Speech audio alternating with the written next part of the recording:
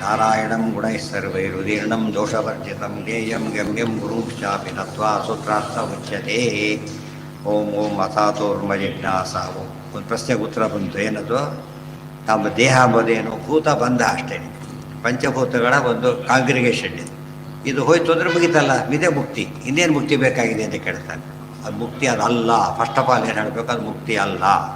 ಎರಡನೇದಾಗಿ ಒಪ್ಕೊಂಡ್ರೂ ಕೂಡ, ಭೂತ ಬಂಧನೆ ಸಂಸಾರ ಅಂತ ಒಪ್ಕೊಂಡ್ರೂ ಕೂಡ ಸಾವಿನ ಜೊತೆಗೆ ಏನಾಗೋದಿಲ್ಲ, ಎಲ್ಲ ಭೂತಗಳು ಬಿಟ್ಟು ಹೋಗೋದಿಲ್ಲ. ಸೂಕ್ಷ್ಮ ರೂಪದಲ್ಲಿ ಫಾಲೋ ಮಾಡೋದ್ರಿಂದ ಮರಣ ಅಂಬೋದು ಏನಾಗಲಿಲ್ಲ, ಏನಾಗಲಿ. ಪರೀಕ್ಷೆಯಲ್ಲಿ ಹಾಗೇನೆ, ಒಳ್ಳೆಯವನು ಪೇಪರ್ ಕೊಡ್ತಾನೆ, ಕೆಟ್ಟವನು ಕೊಡ್ತಾನೆ. ಆದ್ದರಿಂದ ಪೇಪರ್ ಕೊಡೋದೇ ಪರೀಕ್ಷೆ ಅಂತ ತಿಳ್ಕೊಂಡು ಒಳ್ಳೆ ಪೇಪರ್ ಕೊಟ್ಟರು ಅಂದ್ಬಿಟ್ರೆ, ಅವ್ರು ಕೊಟ್ಟಿದ್ದು ಒಳ್ಳೆ ಪೇಪರ್ ಮನೆಯಿಂದ ಒಯ್ದಿರೋದು. ಸಾರಿ ಕೊಟ್ಟಿರೋದು ಆರ್ಡಿನರಿ ಬಾಂಡ್ ಪೇಪರ್ ಕೊಡ್ತೀವಿ, ತೊಗೊಳ್ಳಿ ಅಂತ ಕೊಟ್ಟು ತೊಗೋತಾರ? ಇಲ್ಲ. ಏನಾಗಿದೆ, ಸಂಸ್ಕಾರ ಇದೆ. ಆಮೇಲೆ ಏನಾಯಿತು, ವ್ಯಾಲ್ಯೂಯೇಷನ್ ಮುಗೀತು. ಸ್ವಲ್ಪ ದಿವಸ ಆನ್ಸರ್ ಸ್ಕ್ರಿಪ್ಟ್ ಎಲ್ಲ ಇದು ಮಾಡಿ ಡೆಸ್ಟ್ರಾಯ್ ಮಾಡಿಬಿಡ್ತಾರೆ. ಅವಿಲ್ಲ, ಈಗ ಮಾರ್ಕ್ಸ್ ಉಳ್ಕೊಂಡ್ಬಿಟ್ಟಿದೆ. ಅದೆಲ್ಲ ಯಾವುದಕ್ಕೆ ಕನ್ವರ್ಟ್ ಆಗಿದೆ, ಈಗ ಮಾರ್ಕ್ಸ್ ಉಳ್ಕೊಂಡು ಬಂದುಬಿಟ್ಟಿದೆ. ಅರ್ಥ ಆಯ್ತಾ? ಅದು ಮತ್ತೆ ಏನಾಗುತ್ತೆ, ಈಗ ಕೆಲಸಕ್ಕೆ ಬಂದರೆ ಅಲ್ಲಿಗೆ ಕನ್ವರ್ಟ್ ಆಗ್ತದೆ. ಕೆಲಸ ಸಿಕ್ಕಾದ್ರೆ ಮತ್ತೆ ನೋಡೋ ಪ್ರಸಂಗ ಬಹುದು, ವಯಸ್ಸಾದ ಕಳೆದ್ರೂ ನೋ ಪ್ರಾಬ್ಲಮ್. ಇವೆಲ್ಲ ನೋಡ್ತಾ ಹೊರಟ್ರೆ ಡಾಕ್ಯುಮೆಂಟ ಚೇಂಜ್ ಆಗ್ತಾ ಹೋಗುತ್ತೆ. ಈ ಮನೆ ಮಾಡಿಬಿಟ್ಟ, ಅದು ಕ್ಯಾಶ್ ಆಗಿ ಬಂದಿದೆ ಅವನಿಗೆ. ಇದೆಲ್ಲ ಯೋಚನೆ ಮಾಡಿದರೆ ಎಲ್ಲೂ ಕೂಡ ಏನಾಗಲಿಲ್ಲ, ಅಲ್ಲಿ ಡಿಸ್ಟ್ರಕ್ಷನ್ ಆಗಲಿಲ್ಲ, ಅನಿಹಿಲೇಷನ್ ಇಲ್ಲ, ಅಲ್ಲಿ ರೂಪಾಂತರ ಇದೆ ಹೊರತು ಬೇರೆ ಅಲ್ಲ. ಆದ್ದರಿಂದ ಇದು ಸೈನ್ಸ್. ಇದು ಏನು ಹೇಳ್ತಿದ್ದಾರೆ, ದೇಹನಾಶವೇ ಸಾವಲ್ಲ. ದೇಹನಾಶದಲ್ಲಿ ಪೂರ್ತಿ ದೇಹ ಬಿಟ್ಟು ಹೋಗಿಲ್ಲ. ಅದಕ್ಕೆ ಎಷ್ಟೋ ಸತಿ ಪುನರ್ಜನ್ಮ ಒಂದವ್ರು ಹೇಳ್ತಿರ್ತಾರೆ. ಅದು ದೊಡ್ಡ ಗಾಯ ಆಗಿ ಸತ್ತಿರ್ತಾನೆ ಅವ್ನು, ತಿಳ್ಕೊಂಬೇಡ. ಹುಟ್ಟದಿರ್ಲಿಕ್ಕೆ ಒಂದು ಗಾಯದ ಕಲೆ ಇರೋದು, ಹುಟ್ಟದಿರ್ಲಿಕ್ಕೇನೆ ಅವ್ರು ಸೇರಿರೋದು. ಈ ಜ್ಞಾನ ಇರೋದು ಕಾಮನ್. ಅದು ಹುಟ್ಟದಿರ್ಲಿಕ್ಕೆ ಜ್ಞಾನ ಇರೋ ಎಲ್ಲರೂ ಒಂದೇ ರೀತಿ ಇಲ್ಲ ಅಂಬೋದಕ್ಕೆ ಸ್ಟೂಡೆಂಟ್ಸ್ ಎಲ್ಲ ಒಂದೇ ರೀತಿ ಇರೋದಿಲ್ಲ. ಒಂದನೇ ಕ್ಲಾಸ್ದಿಂದಲೂ ವೇರಿಯೇಷನ್ ಇದ್ದೇ ಇರುತ್ತೆ. ಯಾಕೆ ಸಂಸ್ಕಾರ ಬೇರೆ ಬೇರೆ ಇರೋದು. ದೇರ್ ಫಾರ್ ಬರೀ ಸಾವು ಏನಾಗೋದಿಲ್ಲ, ಭೂತಗಳ ಬಿಡುಗಡೆ ಅಲ್ಲ. ಅದರಿಂದಾಗಿನೇ ಭೂತಗಳ ಬಿಡುಗಡೆ ಅಂತ ಒಪ್ಕೊಂಡ್ರೂ ಕೂಡ ಏನಾಗಬೇಕು, ಮೋಕ್ಷಕ್ಕೆ ಹೋದರೆ ಆಗುತ್ತೆ, ಹೊತ್ತು ಆಗೋದಿಲ್ಲ. ಕ್ರಿಯಾತ್ಮಕತ್ವ ಹೌದು, ಪೂರ್ತಿ ಬಿಡುಗಡೆ, ಅಬ್ಸಲ್ಯೂಟ್ಲಿ ಬಿಡುಗಡೆ ಆಗೋದು ಲಿಂಗ ಸೇರಿದ್ರೆ ಹೋಗೋದು ಯಾವಾಗ, ವಿರಹ ಸ್ನಾನ ಮಾಡಿದಾಗ. ಭೂತ ಬಂದ ಅಂಬೋದು ಅದು ನಿಜನೇ. ಬಟ್ ಭೂತ ಬಂದ ಬರೆದ್ರೆ ಪಾಸ್ ಆಗ್ತಾರೆ, ಮತ್ತು ಕ್ಲಾಸಾಗಿ ನಡೆಸ್ಬೇಕಾಗಿದ್ರೆ ಕ್ಲಾಸ್ ನಡೆಸಿದ್ರೆ ಬರೀತಾರೆ. ಅದು ಬ್ರೀಡಿಂಗ್ ಹಾಕಬೇಕು. ಬ್ರೀಡಿಂಗ್ ಇದ್ರೆ ಪಾಠ ಮಾಡ್ತಾರೆ, ಒಂದಕ್ಕೊಂದು ಲಿಂಕ್. ಇವನೇನು ಮಾಡಿದೆ, ಯಾವುದೊಂದು ಚೂರು ನೋಡ್ಕೊಂಡ ಫಾಲೋ ಮಾಡಕ್ಕೊಂಡ. ತ್ರಾತ್ಮಕತ್ವಾತ್ ಭೂಯ ಓಂ, ತ್ರಾತ್ಮಕತ್ವಾತ್ ಭೂಯಸ್ವಾತ್ ಓಂ.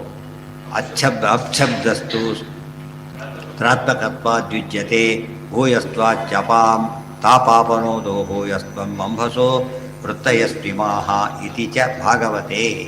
ಇಲ್ಲೊಂದು ಸ್ವಾರಸ್ಯವಂತವತ್ತೆ. ನೀರಿನ ಬಗ್ಗೆ ಭಾಳ ಒತ್ತು ಕೊಡ್ತಾರೆ. ನಮ್ಮ ದೇಹದೊಳಗೆ ಯಾವುದಿದೆ, ನೀರಿನಂಶ ಜಾಸ್ತಿ ಇದೆ. Scientifically correct. ನಮ್ಮ ದೇಹದ ಮೋರ್ ದನ್ 60% ಇರೋದು ಯಾವುದು, ವಾಟರೇ. ಬ್ಲಡ್ಡಿನ ಮೇನ್ ಕಂಟೆಂಟ್ ಯಾವುದು, ನೀರೇ. ಆದ್ದರಿಂದಾಗಿನೇ ಬ್ರಹ್ಮಸೂತ್ರ ಹೇಳಿರೋ ಮಾತದು. ಇವತ್ತು ಯಾರೋ ವೈದ್ಯರ ಪುಸ್ತಕಗಳು ಬರೆದಿದ್ದಲ್ಲ ಅದು. ತ್ರಾತ್ಮಕತ್ವ, ವಾಯು ಗಾಳಿ ಗಣ್ಣಿ ಕಾಣಿಸೋದಿಲ್ಲ, ಆ ವಿಷಯ ರೂಲ್ಡ್ ಔಟ್. ಅದು ಇವಾದರೆ ಮೂರರಲ್ಲಿ ಯಾವುದಪ್ಪ ಹೆಚ್ಚು ಅಂತ ಕೇಳಿದರೆ ವಾಟರ್ ಕಂಟೆಂಟ್ ಬೇಕು ಯಾವಾಗ. ಅಪ್ಶಬ್ದಸ್ತು ತ್ರಾತ್ಮಕತ್ವಾದ್ಯುಚ್ಯತೆ ಭೂಯಸ್ತ್ವಾಚ ಅಪಾಂ ತಾಪಾಪನೋದೋ ಭೂಯಸ್ತ್ವಂ ಅಂಭಸೋ ವೃತ್ತಯಸ್ತ್ರಿಮಾಹ ಇತಿ ಚ. ತಾಪಾಪನೋದ, ತಾಪವನ್ನು ಪರಿಹಾರ ಮಾಡ್ತಕ್ಕಂಥ ಶಕ್ತಿ. ಬಾಯಾರಿಕೆ ತಾಪ ಹೋಗೋದು ಯಾವಾಗ, ನೀರು ಕುಡಿದ್ರೆ. ನೀರಿಗೆ ಭಾರಿ ಮಹತ್ವವಿದೆ. ಡಿಕ್ಷನರಿಯಲ್ಲಿ ಎಷ್ಟು ಹೇಳ್ತಾರೆ ಅಂದರೆ, ನೀರನ್ನು ಲೈಫ್ ಅಂತ ಕರೆದುಬಿಡ್ತಾರೆ.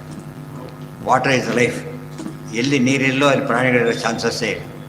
ಬೇರೆ ಎಲ್ಲಾದರೂ ಹೋದಾಗ, ಬೇರೆ ಗ್ರಹಕ್ಕೆ ಹೋದಾಗ ಮೊದಲು ನೀರು ಸಿಕ್ತು ಅಂದರೆ ಜೀವಕೋಶದ ಚಾನ್ಸಸ್ಸೇ ಇರೋದಿಲ್ಲ. ಅದು ಒಂದೇ ಚಿಕ್ಕಧಿಕರಣ. ಇದು ತ್ರಾತ್ಮಕತ್ವ ಅಧಿಕರಣ. ಓಂ ಮೂರು ಸೇರಿದ್ರು ಕೂಡ ನೀರಿನಂಶ ಹೆಚ್ಚಿದೆ. ಓಂ ಪ್ರಾಣಗತೇಶ್ಚ ಓಂ.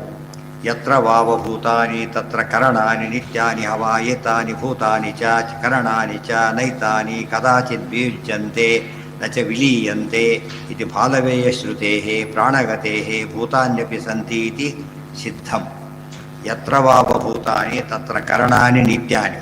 ಇವತ್ತು ನಾವು ನೀರು ಕುಡಿತಾ, ಅದರಲ್ಲಿ ಅಷ್ಟೇ ನೀರಿಲ್ಲ.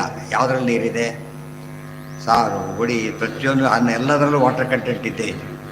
ಅವ್ರೇನು ಮಾಡ್ತಾರೆ, ಬರೀ ನೀರು ಅಂತ ಹೇಳಿದರೆ ಪ್ರತ್ಯೇಕ ಕುಡಿದ್ರೆ ಅಲ್ಲ, ಇದರೊಳಗೆ ಬಂದೋಗ್ಬಿಟ್ಟಿದೆ. ಅದು ಜಾತ್ಯತೆ ಎಕ್ಸ್ಟ್ರಾ ಕುಡಿತಾರೆ ಅಷ್ಟೇ. ಅವನು ಸಾಲದವನು ಸಹ ಏನು ಮಾಡಬೇಕಲ್ಲ, ಎಕ್ಸ್ಟ್ರಾ ಕುಡಿತಾರೆ. ಹೊರತು ಇವ್ರಿಗೆ ಮೆಕ್ಯಾನಿಕಲಿ ತೊಗೊಳಕ್ಕೆ ಹೋಗ್ಬಾರ್ದು. ಇಷ್ಟೇ ಲೀಟ್ರ್ ಕುಡಿ, ಅಷ್ಟೇ ಲೀಟ್ರ್ ಕುಡಿ, ಹೆಚ್ಚು ಕುಡಿಯೋದು ಅಪಾಯಕರನೇ. ಕಡಿಮೆ ಇರೋದು ಹೆಚ್ಚು. ತಪ್ಪು, ಹಾಗೆಲ್ಲ ತಪ್ಪು.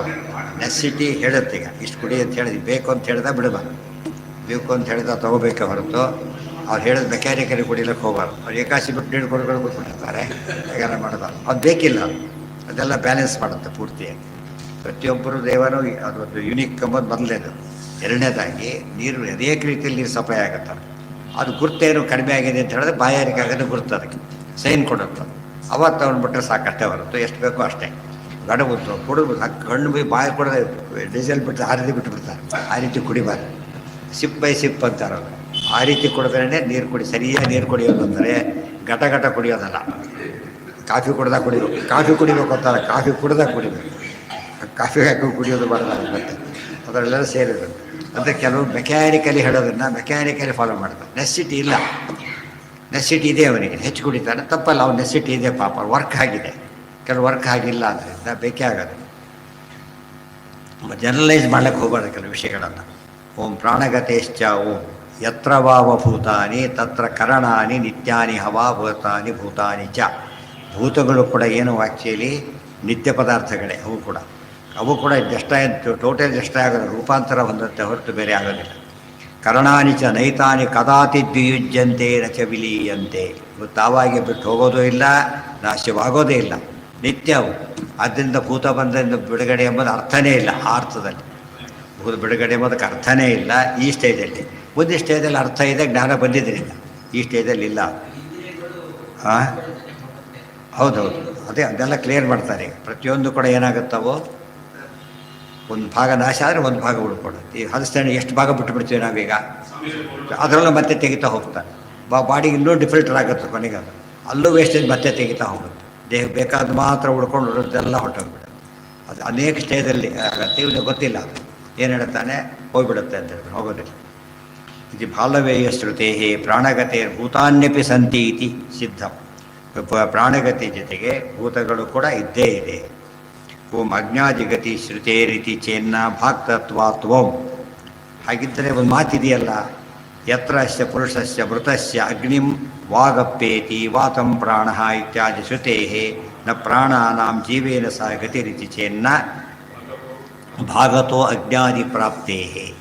ಅಗ್ನಿ ಮಾತ್ರ ಅದು ಹೋಗಿಬಿಡುತ್ತೆ ಅಂತ ಕೇಳಿದ್ರೆ ಹೋಗೋದಿಲ್ಲ, ಪಾರ್ಶಿಯಲಿ ಹೋಗುತ್ತೆ ಹೊರತು ಏನಾಗೋದಿಲ್ಲ. ಅದು ಇವತ್ತು ಸುಟ್ಟುಬಿಟ್ರು, ಸುಟ್ಟ ತಕ್ಷಣ ಹೋಗಿಲ್ಲ, ಅದು ಟ್ರಾನ್ಸ್ಫಾರ್ಮ್ ಆಗಿದೆ ಹೊರತು ಏನಾಗಿಲ್ಲ, ಅದು ನಾಶವಾಗಿಲ್ಲ. ಅದಕ್ಕೆ ಬೂದಿಲೇ ಟೆಸ್ಟ್ ಮಾಡ್ತಾರೆ.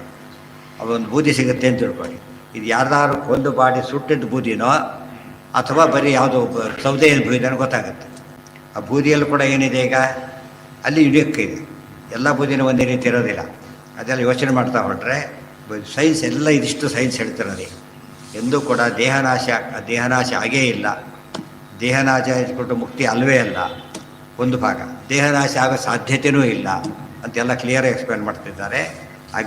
ಅಗ್ನಿಯಿಂದ ನಾಶವಾಗುತ್ತೆ ಅಂತ ಹೇಳಿದ್ರೆ ಒಂದು ಸ್ಟೇಜ್ ನಾಶ ಆಗುತ್ತೆ ಹೊರತು ಭಾಕ್ತತ್ವ. ಭಾಕ್ತ ಅಂದ್ರೇನು, ಪಾರ್ಷಿಯಲ್ ಅಂತ, ಒಂದು ಪಾರ್ಟ್ ಹೋಗುತ್ತೆ ಹೊರತು ಏನು ಹೋಗೋದಿಲ್ಲ, ಪೂರ್ತಿ ಹೋಗೋದಿಲ್ಲ. ಪುರುಷಸ್ಯ ಮೃತವು ಇವಾಗ ಸಿಂಪಲ್ ಆಗಿ ನೋಡಿ, ಒಲೆ ಮೇಲೆ ಜೋರ ಕುದೀತಾ ಇದೆ, ಕೆಳಗಿಳಿಸ್ಬಿಡ್ತಾರೆ, ಬೆಂಕಿ ಇಲ್ಲ. ಆರೋಗ್ಯದ ಕೈ ಇಟ್ಬಿಟ್ರೆ ಹೋಗಿಲ್ಲ, ಅದು ಗೊತ್ತಿಲ್ಲ. ಆ್ಯಕ್ಚುಲಿ ಆ ಸ್ಟವ್ಗಿಲ್ಲ ಅಷ್ಟೇ ಸ್ಟೆಪ್ಪಡಿಸ್ತಾರೆ. ನಿಧಾನವಾಗಿ ಏನಾಗ್ತಾ ಬರುತ್ತೆ, ಅದು ಕಡಿಮೆ ಆಗ್ತಾ ಬರುತ್ತೆ ಹೊರತು ತಕ್ಷಣ ಹೋಗೋದಿಲ್ಲ ಅದು. ಅದೇ ರೀತಿಯಲ್ಲಿ ಬಾಡಿಯಲ್ಲಿ ಅದಕ್ಕೇನೆ ಸತ್ತ ತಕ್ಷಣ ಕಣ್ಣಿನೊಬ್ಬರಿಗೆ ಕೊಡೋಕ್ಕೆ ಬರುತ್ತೆ ಸ್ವಲ್ಪ ಟೈಮಲ್ಲಿ. ಅವನಿಗೆ ಉಪಯೋಗ ಇಲ್ಲ, ಅವನಿಗೆ ಪ್ರಾಣ ಇಲ್ಲ ಅಂತಂದು ಉಪಯೋಗ ಇಲ್ಲ. ಒಂದು ಗ್ಲಾಸ್ ಇದೆ, ಅವನಿಗೆ ಕಣ್ಣೇ ಇಲ್ಲ. ಮೊದಲು ಉಪಯೋಗಿಸ್ತಾ ಇದ್ದವನು, ಈ ಕಣ್ಣು ಹೊರಟೋಯ್ತು. ಆ ಗ್ಲಾಸ್ ಇನ್ನೊಬ್ಬರಿಗೆ ಬರೋದ್ರೆ ಹಾಕ್ಲಿಕ್ಕೆ ಬರುತ್ತಪ್ಪ ಅವರಿಗೆ, ಅರ್ಥಾಯ್ತಾ? ಅದು ಟೈಮ್ ಇದೆ. ಅದಕ್ಕೆ ಸ್ವಲ್ಪ ಹೊತ್ತಿಗೆ ಏನಾಗುತ್ತದು, ಪೂರ್ತಿ ಹೋಗ್ಬಿಡುತ್ತೆ. ಅಷ್ಟೊಳಗೆ ಹಾಕ್ಬೇಕದು. ಅಷ್ಟು ಎಷ್ಟೋ ಸರ್ತಿ ಅವ್ರು ಕೊಡೋದು ಉಪಯೋಗಕ್ಕೆ ಬರ್ಬೋದು, ಕೆಲವು ಸರ್ತಿ ಹಾಗೆ ಇಡ್ಲಿಕ್ಕೆ ಬರೋಲ್ಲ, ವರ್ಷಗಟ್ಟೆ ಇಡ್ಲಿಕ್ಕೆ ಬರೋಲ್ಲ. ಅದನ್ನು ಸ್ವಲ್ಪ ಹೊತ್ತು ಹೋಗ್ಬಿಡುತ್ತೆ. ಅಷ್ಟು ಸಿಕ್ಕರೆ ಅವ್ರ ಪುಣ್ಯ. ಬ್ಲಡ್ ಗಿಡ್ ಎಲ್ಲದೂ ಅಷ್ಟೇ, ಅದು ಸಿಗದೆ ಹೋದ್ರೆ ವೇಸ್ಟೇ. ಅದು ಆ ಕಾಲಕ್ಕೆ ಮಾತ್ರ ಸಿಗಬೇಕು. ಪುರುಷಶ್ಚ ಮೃತವು ಬ್ರಹ್ಮನ್ ಪ್ರಾಣ ಭಾಗತ ಏವತು. ಪುರುಷ ಸತ್ತಾಗ ಪ್ರಾಣಗಳು ಭಾಗತ ಹೋಗುತ್ತೆ ಹೊರತು, ಪ್ರಾಣಗಳ ಇಂದ್ರಿಯಗಳು ಅರ್ಥ. ಇಂದ್ರಿಯಗಳು ಪೂರ್ತಿ ನಾಶವಾಗೋದಿಲ್ಲ, ಹಾಗೇ ಇರುತ್ತೆ. ಅಧಿದೈವಂ ಪ್ರಾಪ್ನುವಂತಿ ಭಾಗತೋ ಅನುರಜಂತಿ. ಅಧಿದೈವಂ ಅಂದ್ರೇನು, ಅವ್ರ ದೇವತೆಗಳು ಸಮೇತ ಹೋಗುತ್ತೆ, ಅವ್ರ ಕಂಟ್ರೋಲಲ್ಲಿ ಹೋಗುತ್ತೆ. ಬಸ್ ಲಾಸ್ಟ್ ಸ್ಟಾಪ್ ಆದಮೇಲೆ ಎಲ್ಲ ನಾಶ ಆಗೋದಿಲ್ಲ. ಬಸ್ ಎಲ್ಲಿಗೆ ಹೋಗುತ್ತದು, ಶೆಡ್ಗೆ ಡಿಫ್ರೆಂಟ್ ಶೆಡ್ ಇಲ್ಲಂತ ಹೊರತು ನಾಶ ಆಗಿಬಿಡೋದಿಲ್ಲ. ಪುನಃ ಶರೀರ ಸಂಪ್ರಾಪ್ತವು ತಮೇವಾನುವಿಶಂತಿ ಚ. ಶರೀರ ಬಂದ ಮತ್ತೇನಾಗುತ್ತವೋ ಪೂರ್ತಿ ಎಕ್ಸಿಬಿಟ್ ಆಗುತ್ತೆ, ಅದು ನಾಶ ಹೊಂದೋದಿಲ್ಲ. ಇವು ಗಿಡ ಕಿತ್ತು ಬಿಡ್ತಾನೆ ಎಷ್ಟೊತ್ತ, ಮತ್ತೆ ಬೆಳೆಯೋದಿಲ್ಲ, ಜೋರಾಗಿ ಬೆಳ್ಕೊಳ್ಳೋದು. ಚೂರು ಟ್ರೇಸ್ ಇದ್ರೆ ಸಾಕು ಬೆಳ್ಕೊಂಡ್ಬಿಡುತ್ತೆ ಕೆಲವೆಲ್ಲ, ಆದಷ್ಟು ಎಲ್ಲಿ ನಾಶ ಆಗೋದಿಲ್ಲ. ಇವಿಷ್ಟು ಸೈನ್ಸ್ ತಿಳ್ಕೊಂಡ್ಬಿಟ್ರೆ ಇಬ್ಬರು ಮಾತೆ ಕೆಟ್ಟ ತಪ್ಪು ಅಂತ ಸ್ಪಷ್ಟ ಆಗುತ್ತೆ. ಬ್ರಹ್ಮಾಂಡೇಚ ರುಚಿಕಾಲೇ ಜಹತ್ತೇನಂ ಪ್ರಾಣಾಭೂತಾನಿ ಪಂಚಚ ಭಾಗತೋ ಭಾಗತಸ್ತೇನಂ ಅನುಗಚ್ಚಂತಿ ಸರ್ವಶಃ ಇತಿ. ಪ್ರತಿಕಾಲದಲ್ಲಿ ಜೀವನನ್ನು ಪ್ರಾಣಗಳೆಲ್ಲ ಬಿಟ್ಟು ಹೋಗುತ್ತೆ, ಆದರೆ ಪೂರ್ತಿ ಬಿಟ್ಟು ಹೋಗೋದಿಲ್ಲ, ಪಾರ್ಷಿಯಲ್. ಭಾಗತೋ ಭಾಗತಃ ಭಾಗತಃ ಭಾಗವಾಗಿ ಬಿಟ್ಟು ಹೋಗುತ್ತೆ ಹೊರತು ಪೂರ್ತಿ ಬಿಡೋದಿಲ್ಲ. ಕೊನೆಗೆ ಅದು ಮುಂದಿನ ಜನ್ಮ ಗಂಟು ಬಿದ್ದೇ ಬಿಡುತ್ತೆ. ಆದ್ದರಿಂದ ದೇಹ ಸರಿಯಾಗಿ ಮೇಂಟೈನ್ ಮಾಡಿಕೊಂಡ್ರೆ ಮುಂದಿನ ಜನ್ಮಕ್ಕೂ ಭಾರಿ ಹೆಲ್ಪ್ ಆಗುತ್ತೆ, ಒಳ್ಳೆ ರೀತಿಯಲ್ಲಿ ಬರುತ್ತೆ. ಇದರ ಎಕ್ಸ್ಚೇಂಜ್ ಆಫರ್ ಕೊಡ್ತಾರಲ್ಲ ಮೊಬೈಲ್ಗೆ ಬೆಲ್ಲ, ಈ ಕೆಟ್ಟ ದರಿದ್ರೆ ಅದಕ್ಕೆ ಎಕ್ಸ್ಚೇಂಜ್ ಆಫರ್ ಕೊಡೋದಿಲ್ಲ. ಏನಿರಬೇಕದು ಸ್ವಲ್ಪ ಲೈಫ್ ಇರಬೇಕು, ಅದಕ್ಕೆ ಯೂಸ್ಫುಲ್ ಕಂಡೀಷನ್ ಇದ್ರೆ ಕೊಡ್ತಾರೆ ಹೊರತು ಬಿಸಾಕಿದ್ದೆಲ್ಲ ತೊಗೊಂಡ್ರೆ ಬದೀತಾಗುತ್ತೆ. ವಿಶಂತಿಚ ಅನುಗಚ್ಚಂತಿ ಸರ್ವಶ. ನಮ್ಮ ದೇಹ ಮುಂದಿನ ದೇಹ ಬರುವಾಗ ದೇಹದ ಬೇಸಿಸ್ ಮೇಲೆ ಕೊಡೋದು, ದೇಹದ ಬೇಸಿಸ್ ಮೇಲೆ ಕೊಡೋದ್ರಿಂದ ದೇಹ ಕೆಟ್ಟು ಹೋಗಿದ್ರೆ ಅದ್ರ ತಕ್ಕಂಥ ದೇಹನೇ ಸಿಗುತ್ತೆ. ಮೇಂಟೆನೆನ್ಸ್ ಸರಿಯಾಗಿದ್ದರೆ ಒಳ್ಳೊಳ್ಳೆ ದೇಹ ಮತ್ತು ಇಂಪ್ರೂವ್ ಆಗ್ತಾ ಹೋಗುತ್ತೆ. ಯಾವಾಗಲೂ ಕೂಡ ಚಿಕ್ಕಂದಲ್ಲಿ ಸರಿಯಾಗಿ ನೋಡಿಕೊಂಡ್ರೆ ವಯಸ್ಸಾದ ಸರಿ ಇರುತ್ತಲ್ಲ, ಹಾಗೆ ಪೂರ್ತಿ ಅದು ಮತ್ತೆ ಹಿಂದಕ್ಕೆ ಹೋದ ಅದೇ ರೀತಿ ಹೋಗ್ತಾನೆ ಇರಬೇಕು. ಓಂ ಅಜ್ಞಾತ್ಯಧಿಕರಣ ಅಲ್ಲಿಗೆ ಮುಂದಿನ ಭಾಗ ನಾಳೆ. ಜಾಸ್ತಿ ಅಧಿಕರಣಗಳು ಚಿಕ್ಕ ಅಧಿಕರಣ. ಆದ್ದರಿಂದ ಇದೆಲ್ಲ ಡೀಟೇಲಾಗಿ ಹೇಳ್ತಾರೆ. ಯಾತಕ್ಕೆ ಗೊತ್ತಾ, ವೈರಾಗ್ಯ ಬರಬೇಕೀಗ. ವೈರಾಗ್ಯ ಬರೋಕ್ಕೆ ಇವೆಲ್ಲ ತಿಳ್ಕೊಂಡ್ಬಿಟ್ರೆ ಆಗ ವೈರಾಗ್ಯ ಬಂದು ಬೇರೆ ಗತಿ ಇಲ್ಲ, ಉದ್ಧಾರ ಆಗಲೇಬೇಕು.